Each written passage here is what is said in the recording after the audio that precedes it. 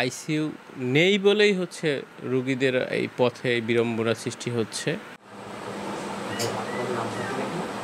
ডেঙ্গুতে আক্রান্ত ৩ বছর বয়সী সাফওয়ান আব্দুল্লাহকে গত ১২ জুন বরগুনা জেনারেল হাসপাতালে ভর্তি করা হয়। এরপর ১৫ জুন অবস্থার অবনতি হলে তাকে বরিশালে পাঠানো হয়। হাসপাতালের আইসিইউ সম্বলিত অ্যাম্বুলেন্সটি চালু না থাকায় সাধারণ অ্যাম্বুলেন্সে করে শিশুটিকে নিয়ে যান স্বজনরা।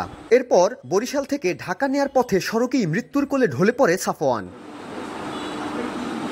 স্বজনরা বলছেন, হাসপাতালে আইসিইউ থাকলে এমনটা নাও হতে পারত।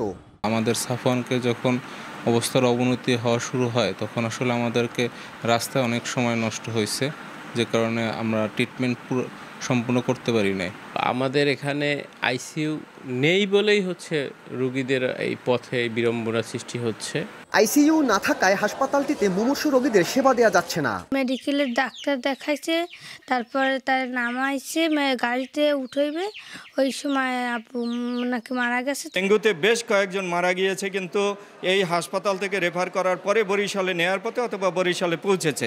তো আমাদের যদি আইসিইউ থাকতো এখানে তাদেরকে অক্সিজেন সেবা দিয়ে সুবিধা দিয়ে তাদেরকে কিন্তু বাঁচানোর চেষ্টা করা যেত।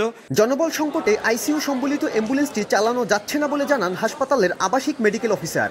আর হাসপাতালে আইসিইউ ইউনিট স্থাপনের জন্য স্বাস্থ্য মন্ত্রণালয়ে আবেদন করা হয়েছে বলছেন সিভিল সার্জন। আমার ড্রাইভার 2 জন, অ্যাম্বুলেন্স 3টা, পর্যায়ক্রমিকভাবে ইঞ্জিন চালু রাখার জন্য প্রতিটাই চালু আছে। শুধু আইসিইউ শুধু যন্ত্রপাতি না, যদি লোকবলও থাকে এবং পরিপূর্ণ আইসিইউ যে যদি সম্ভব হয়, তাহলে সামনে যে কোভিড-19 কিংবা আমাদের বর্তমানে ডেঙ্গি পরিস্থিতি, জটিল রোগীগুলোকেও আমরা সেখানে ম্যানেজ করতে পারবো।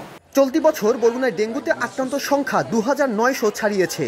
মৃত্যু হয়েছে 25 জনের। সাইফুল মিরাজ, সময় সংবাদ, বরগুনা।